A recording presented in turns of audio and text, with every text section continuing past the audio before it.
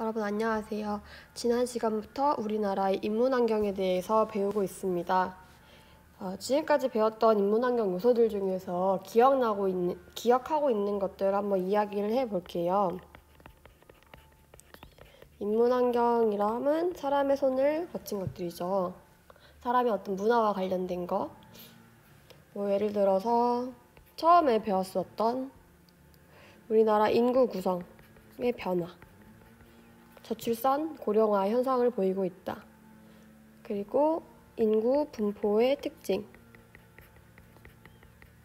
고르게 인구 분포가 되어 있는 게 아니라 수도권 지역 혹은 대도시 위주로 사람들이 몰려 있다.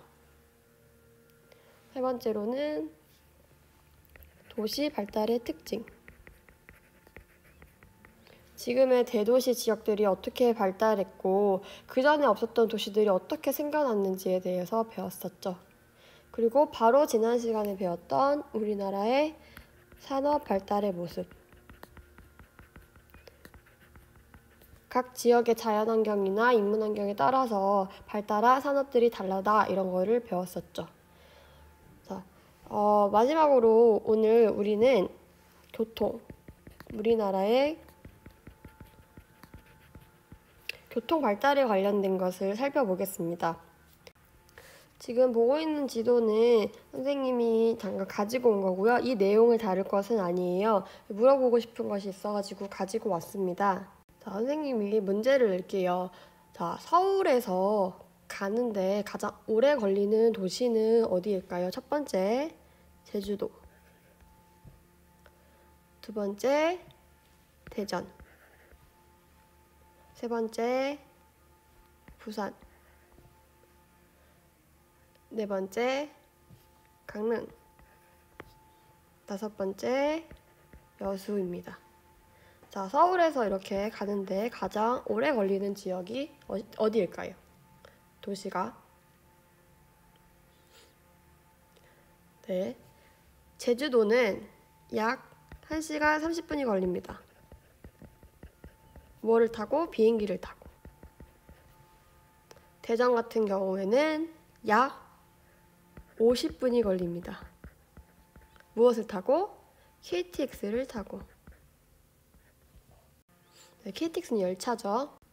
부산은 약 1시간이 걸립니다. 무엇을 타고? 네, 비행기를 타고.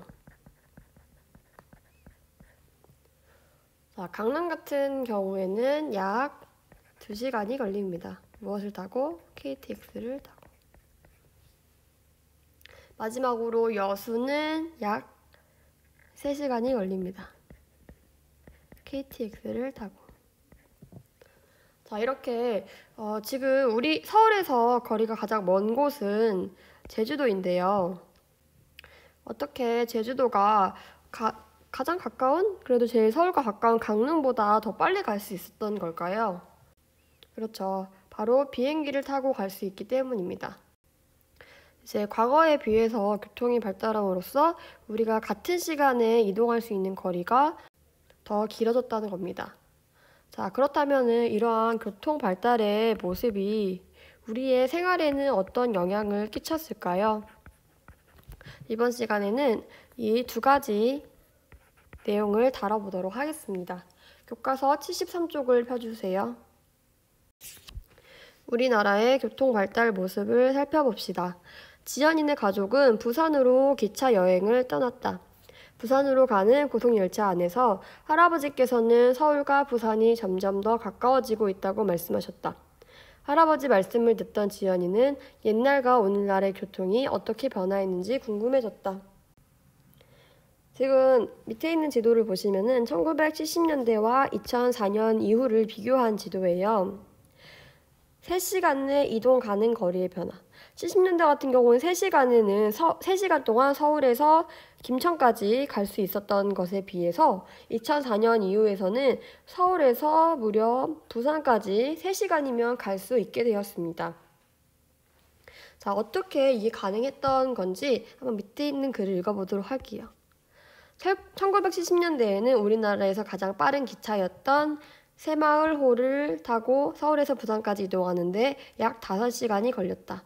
2004년 이후 고속열차가 등장하면서 서울에서 부산까지 이동하는 데 걸리는 시간은 약 2시간 40분으로 전보다 훨씬 빠르게 두 지역을 오갈 수 있다.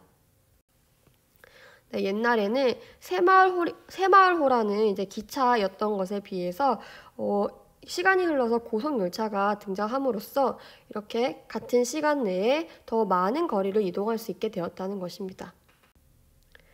네, 다음 교과서 74쪽에 교통 지도를 살펴보면서 어떻게 달라졌는지, 우리나라의 교통이 어떻게 달라졌는지 구체적으로 살펴보도록 하겠습니다. 교과서 74쪽과 75쪽에 나타난 지도는 무엇에 관한 것일까요? 네, 지도를 한번 이해하기 위해서 법례를 살펴보자면은 이 검은 색깔 선은 철도를 의미하고요. 이 주황 색깔의 선은 고속국도를 의미합니다. 도로라는 의미예요.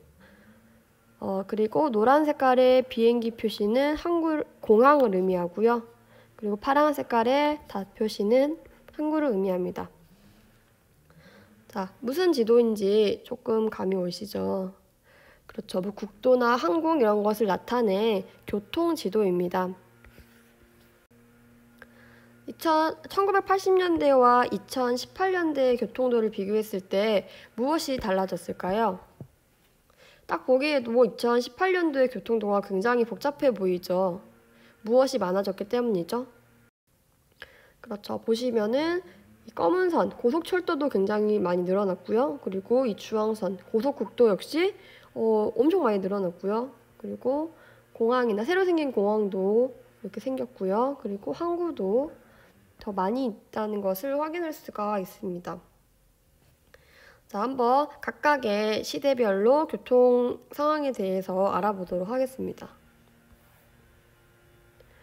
1970년에 경부 고속국도가 완공되면서 전 국토가 1일 생활권으로 연결되었고, 이제 1일 생활권이라 하면 이제 하루 정도면은 이제 왔다 갔다 할 수 있는 거리가 되었다는 것이에요.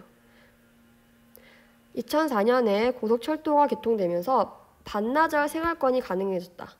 또 항구의 수가 늘면서 산업에 필요한 원료의 공급이 원활해졌으며 공항의 수도 늘어 지역 간 교류가 더욱 활발해졌다.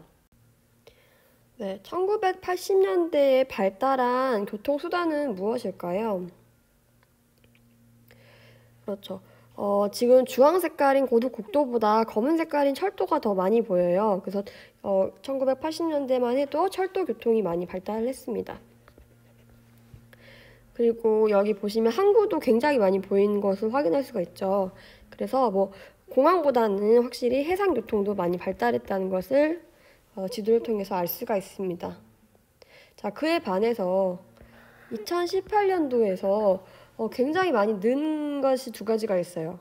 첫 번째로는 물론 다 늘었지만 첫 번째로는 이 주황선들, 국도가 굉장히 많이 늘었죠.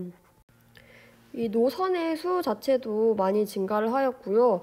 그리고 안 가는 지역이 거의 없어요. 그래서 전국 곳곳으로 자동차를 통해서 이제 이동할 수가 있게 된 것입니다.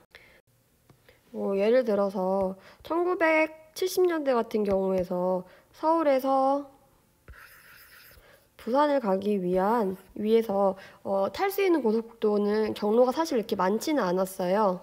근데 그에 반해서 2018년도를 보시면은 서울에서 부산을 가기 위해서 탈 수 있는 그런 고속국도 경로들이 굉장히 많이 있죠.